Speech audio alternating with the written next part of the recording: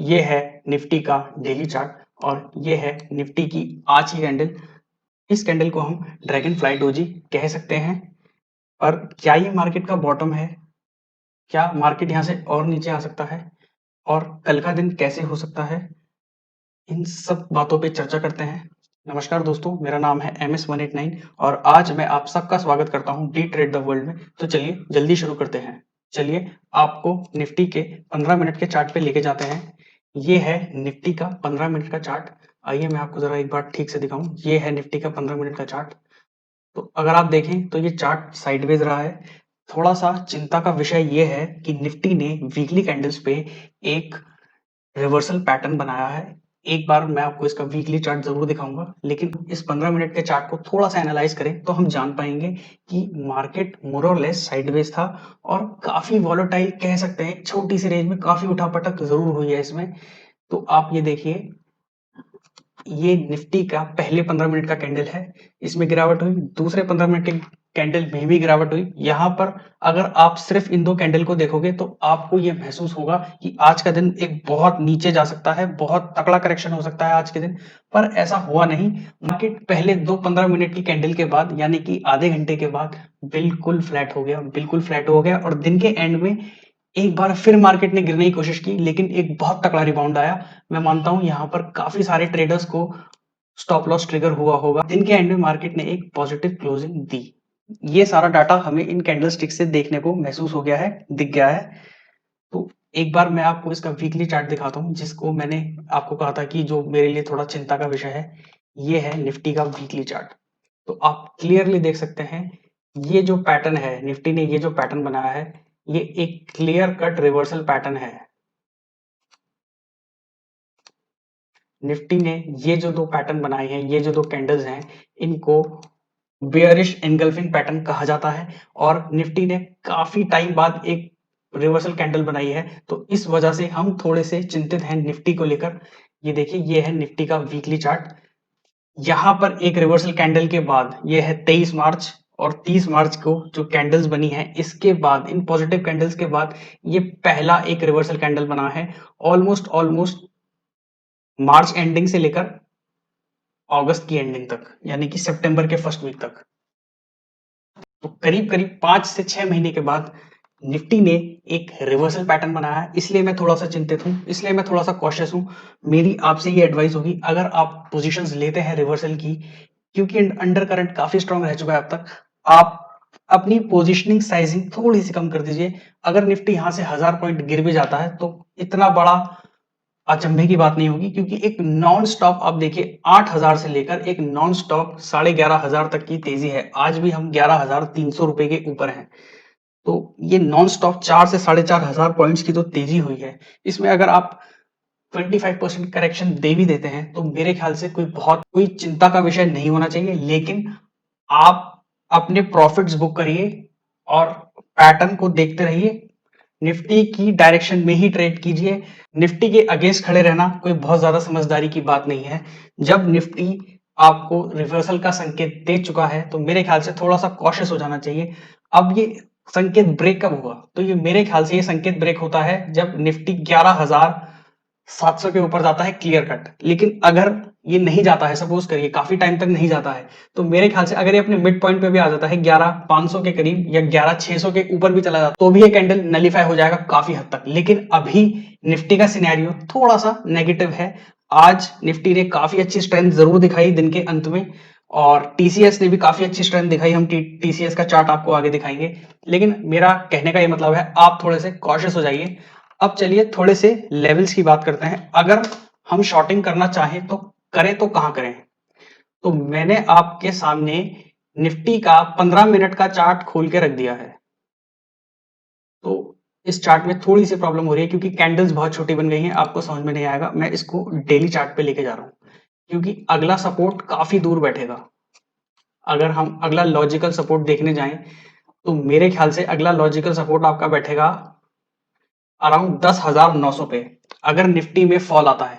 और अगर ये नॉर्मल करेक्शन है तो मेरे ख्याल से ये अपने बोलिंजर बैंड के मिडिल, ये अपने बोलिंजर बैंड के नीचे वाले लेवल पर आकर रुक जाएगा। 11,200 11,150 का ये लेवल अप्रोक्सीमेशन में दिखा रहा है। और अगर एक्चुअल में ये करेक्शन होता है तो मेरे ख्याल से अगला 10,800 और 10,900 के बीच में जाके बैठेगा। तो थोड़ा सा बेरिश हूं मैं, लेकिन सिर्फ वीकली कैंडल्स के चक्कर में। तो हम बड़े टाइम फ्रेम को ज्यादा तवज्जो देते हैं।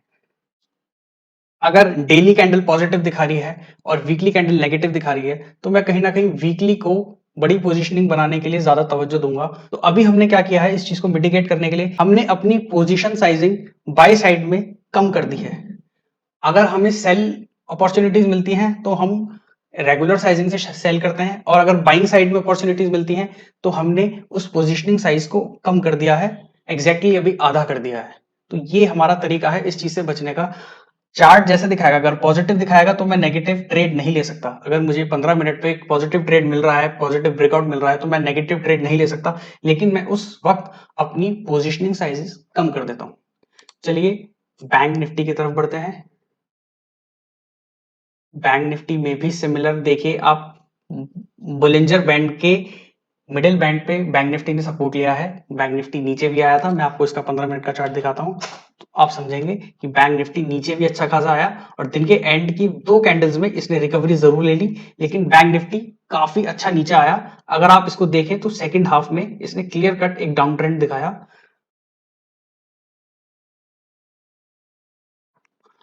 तो चलिए एक बार बैंक निफ्टी के लेवल्स भी बात कर लेते हैं क्या बैठेंगे। तो बैंक निफ्टी का सबसे पहला लेवल तो बैठेगा बोलिंजर बैंड का मिडिल बैंड, जो कि जहां पर अभी है ये मिडिल बैंड है 22,800 पे, और इसका लोअर बैंड है अप्रोक्सीमेशन में 21,268। तो जैसे जैसे ये नीचे आएगा तो अभी बुलिंजर बैंड अपर मोमेंटम में है, तो जैसे जैसे ये नीचे आएगा तो मेरे ख्याल से 21,500 या 400 के बीच में जाके इसे कहीं ना कहीं सपोर्ट लेना चाहिए। तो मेरे ख्याल से अभी गिरने के लिए काफी कुछ बचा है बैंक निफ्टी में, पर बैंक निफ्टी कहीं ना कहीं सपोर्ट में भी है अभी, तो काफी असमंजस वाली स्थिति है बैंक निफ्टी में भी। बैंक निफ्टी के काफी सारे कंपोनेंट्स अपने बोलिंजर बैंड के मिडिल बैंड में हैं, तो आप सपोर्ट के एरिया पे हैं अभी। हमारे लिए एक और दुविधा की बात आज क्या थी कि आज यूएस मार्केट बंद है, आज वहां पर छुट्टी है, तो आज वहां पर कोई काम काज नहीं होना, वहां से कोई संकेत नहीं मिलने आज भी और कल सुबह के लिए भी। तो अगर कोई संकेत होगा तो वो डाउ फ्यूचर का होगा, लेकिन एक्चुअल मार्केट आज यूएस की बंद है, तो वो भी एक नहीं है हमारे लिए। और कल हमें देखना होगा यूएस मार्केट कैसे रिएक्ट करता है। इंडिया चाइना का इशू भी काफी हद तक रिजॉल्व हो रहा है, न्यूज ऐसी है कि इशू रिजॉल्व हो रहा है, तो यहाँ पर शॉर्ट करने का भी आपको बहुत ज्यादा कॉन्फिडेंस नहीं मिल रहा। इसमें भी वीकली कैंडल नेगेटिव ही है, ये देखिए ये एक पियर्सिंग कैंडल है, नेगेटिव पियर्सिंग कैंडल है अपर बोलिंजर बैंड पे, तो ये भी नेगेटिव है। लेकिन शॉर्ट करने के लिए भी ज्यादा कॉन्फिडेंस नहीं है, क्योंकि यूएस में इलेक्शन आने वाले हैं, यूएस कभी भी रिबाउंड दे सकता है, तो शॉर्ट करने का भी बहुत ज्यादा कॉन्फिडेंस आपको यहां से मिल नहीं रहा है। आपको थोड़ा सा कॉशियस होकर ट्रेड करना चाहिए। अगर एक दो दिन फ्लैट निकलते भी हैं तो निकलने दीजिए, मार्केट बहुत लंबी है, हमसे पहले भी मार्केट थी, हमारे बाद भी मार्केट होगी। हर दिन ट्रेड करने की इंपॉर्टेंस से ज्यादा है कि आप एक्चुअल में जब कॉन्फिडेंट हो आप तब ट्रेड करें। तो यही मेरी हिदायत होगी आपको। तो एक्चुअल में अगर लेवल्स की बात करें तो लेवल वीकली का जो मिडिल बोलिंजर का लेवल है वो अभी वही है जो डेली का लोअर बोलिंजर बैंड का लेवल है, विच इज 21,361, और वो 21,200 के करीब कुछ का है, 21,200 समथिंग है वो। तो लेवल्स कहीं ना कहीं मैच करते हैं। तो अगर गिरावट आई तो यहाँ तक तो मेरे ख्याल से काफी आसानी से गिरावट आ सकती है, पर यू नेवर नो, अगर यूएस बाउंड कर गया तो हम भी रिबाउंड दे देंगे, कोई इतनी बड़ी बात नहीं है। बुल रन अभी भी है, ये एक वीकली कैंडल रिवर्स होने से बुल रन एंड नहीं होता। तो चलिए स्टॉक्स की तरफ चलते हैं। हमारा आज का पहला स्टॉक है आईटीसी। आईटीसी ने आपको एक बुलिश हरामी कैंडल बनाकर दिया है, तो इसका सीधा सीधा मतलब यह है कि आईटीसी यहां से आपको आने वाले 1 से 2 दिनों में काफी अच्छा अप मूव दे सकता है। आईटीसी थोड़ा सा स्लो चलने वाला स्टॉक है, तो इसका स्टॉप लॉस और इसका टारगेट अकॉर्डिंगली ही बैठता है। तो अभी इसका टारगेट है 195। अगर अगर हम 1 से 2 दिनों की बात करें तो ये अराउंड 194 के करीब आ जाएगा। ये जो बोलिंजर बैंड का मिडिल बैंड है तो वो आपका टारगेट होना चाहिए, और आपका स्टॉप लॉस सीधा सीधा 187.25 का बैठता है on closing basis of course. तो ये आपका छोटा-सा टारगेट है और ये आपका छोटा-सा स्टॉप लॉस है और ये आपका टारगेट है। तो इसमें कल आप एक बाइंग पोजीशन क्रिएट कर सकते हैं। लेकिन मेरी आपको हिदायत होगी, अगर आपको निफ्टी में मोमेंटम लगे, आप तो ही बाय करें, क्योंकि आईटीसी एक निफ्टी का शेयर है। अगर निफ्टी डाउन जाता है, तो आईटीसी का बहुत स्पीड से बढ़ना पॉसिबल नहीं हो पाएगा। ज़्यादा से ज़्यादा ये हो सकता है कि आईटीसी यहाँ से गिरे ना, लेकिन आईटीसी बढ़ नहीं पाएगा। हमारा आज का अगला शेयर है TCS, the mighty TCS, IT की सबसे बड़ी कंपनी हिंदुस्तान की। तो ये देखिए, हमने पहले कई बार बात की है, 2300 रुपए की, 2300 के ऊपर की क्लोजिंग पॉजिटिव है। लेकिन ये जो विक्स हैं, 1 2 3 4, ये बड़ी बड़ी विक्स एक कहीं ना कहीं एक रेजिस्टेंस लेवल बना देती हैं। तो जो सबसे ऊपर विक है, उसका पॉइंट है अराउंड 23,500, 2350, उसका लेवल है अराउंड 2350। तो मेरी आपको ये हिदायत है, अगर ये 2350 क्रॉस कर देता है अच्छे मोमेंटम के साथ या अच्छे वॉल्यूम के साथ, तो अगले 50 से 60 पॉइंट बहुत जल्दी आएंगे। आपको ज्यादा समय नहीं बिताना पड़ेगा अगले 50 से 100 पॉइंटों के लिए। तो आप इसको देखिए, या फिर 2350 क्लोजिंग बेसिस पे ये बंद हो जाता है। अगर इंट्राडे मूव आता है स्ट्रॉन्ग, तो आपको बाय करना है, या आपको 2350 अब वेट करना है क्लोजिंग बेसिस पे इसे बंद होने के लिए। टीसीएस यहाँ से आपको बहुत अच्छे मूव दे सकता है। निफ्टी की रिकवरी में या इसका ये जो पैटर्न रिवर्स हुआ है, इसको नलिफाई करने में टीसीएस एक बहुत अच्छा सहायक हो सकता है। हमारा आज का अगला स्टॉक है ZEEL, यानी कि जी एंटरटेनमेंट लिमिटेड। और इसने एक ब्रेकआउट दिया था कुछ दिन पहले, हमने डिस्कस किया था। इसने फिर से एक और ब्रेकआउट दिया था, हमने ये भी डिस्कस किया था। और अभी भी इसने रुकने का कोई संकेत नहीं दिया है। ZEEL यानी कि जी एंटरटेनमेंट लिमिटेड यहाँ से आपको काफी अच्छे अपसाइड दे सकता है।